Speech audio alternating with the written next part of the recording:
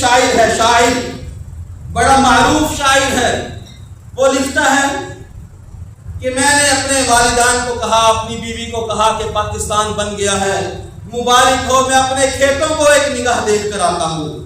ایک نگاہ کھیتوں پر ڈال کر آتا ہوں، الوداعی دوستوں سے ملاقات کر کے آتا ہوں، پھر ہم پاکستان جائیں گے۔ کلیم عاجز کہتا ہے کہ میں جب واپس پلٹا تو میں نے دیکھا میرے بوڑھے ماں باپ کو شہید کر دیا گیا،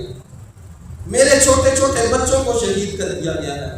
میری بیوی کی لاش پڑی ہے، خاموش ہو گیا، بولتا نہیں تھا، پاکستان آ گیا۔ لوگوں نے کہا کلیم تو بڑا شاعر تھا،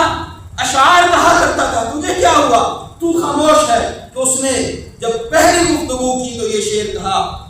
یہی بے کسی کی تمام شب، اسی بے کسی میں سحر ہوئی، نہ کبھی گلوں میں بسر ہوئی، نہ کبھی چمن سے گزر ہوا، یہ پکار سارے چمن میں تھی، وہ سحر ہوئی، وہ سحر ہوئی۔ ہر مسلمان کہہ رہا تھا پاکستان بن گیا، یہ پکار سارے چمن میں تھی، وہ سحر ہوئی، وہ سحر ہوئی، میرے آشیاں سے دھواں اٹھا تو مجھے بھی اس کی خبر ہوئی۔ جب مجھے بھی پتا چل گیا کہ پاکستان بنا ہے، جب گھر آ کر دیکھا کہ لاشیں پڑے ہیں۔ اور سنیے، ڈاکٹر نصیر الدین لکھتے ہیں، انہوں نے بھی تاریخ پاکستان پر قلم اٹھایا ہے، لکھتے ہیں کہ میں ایک کانوائے میں ہندوستان سے پاکستان آ رہا تھا، راستے کے اندر میں نے ایک عورت کے کراہنے کی آواز سنی، میں راستے سے ذرا ہٹا اور اس آواز کی جانب بڑھنا شروع کیا،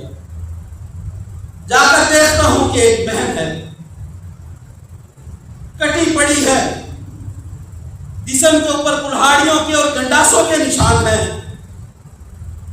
میں نے اس بہن کو اٹھانا چاہا تو دیکھا کہ جسم اتنا کٹا ہوا ہے، اٹھا نہ سکا۔ اس نے کہا میرے بھائی آپ لگتا ہے پاکستان جا رہے ہو۔ میں نے کہا ہاں بہن پاکستان جا رہا ہوں، قافلہ ساتھ ہے۔ کہا میری تو چند سانسیں ہیں، پاکستان دیکھ نہ سکوں گی، لیکن میری ایک التجا ہے، ایک تمنا، ایک آرزو ہے، جب پاکستان پہنچو میرا سلام پاکستان کو پیش کر دینا۔ اور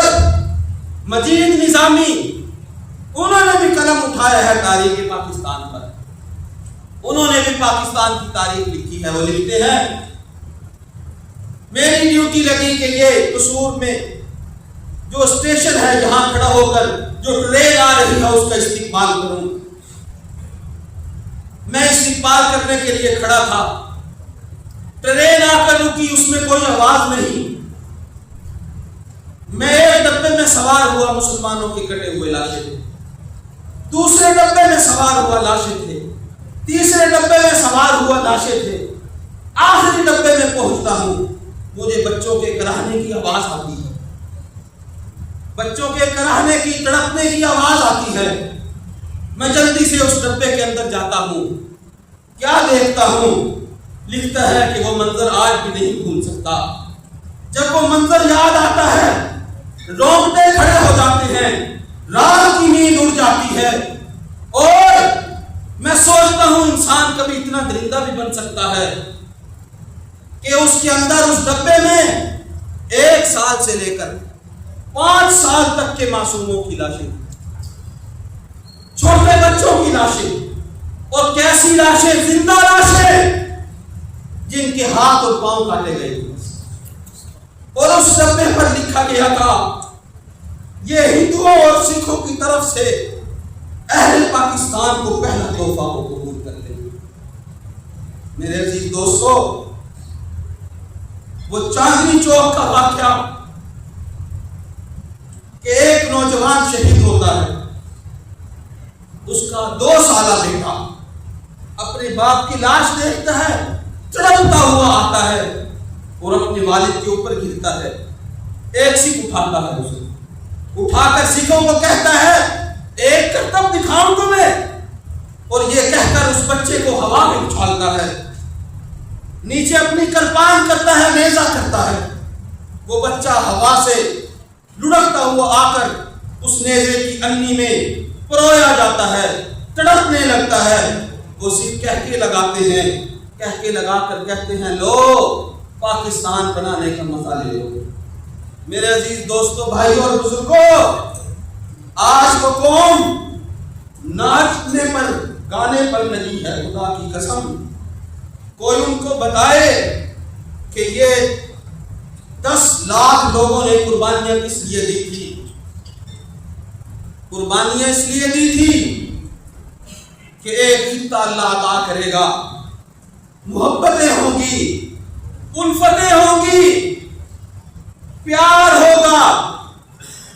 ماں کا تقدس پامال نہ ہوگا، باپ کی عزت مجروح نہ ہوگی، مظلوموں کی آہیں اور سسکیاں نہ ہوں گی، پڑوسی بھوکا نہ سوئے گا، مظلوم عدالت کی دیواروں سے نہ ٹکرائے گا، بہن کی عزت پر داغ نہ لگے گا، اسلام کا بول بالا ہوگا۔ میرے عزیز دوستو، یہ قربانیاں تو اس لیے دی تھی۔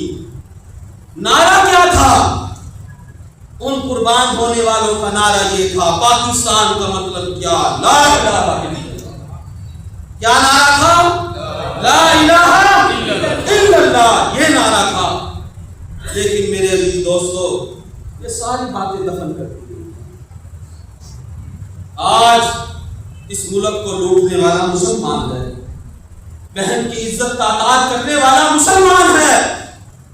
نوجوانوں کو بے حیائی میں لگانے والی، گھنگرو باندھ کر ناچنے والی مسلمان ہے، بوڑھے آدمی کے سر کے اندر گولی مار کر اس سے پیسے چھیننے والا مسلمان ہے، بازاروں کے اندر سانپ بن کر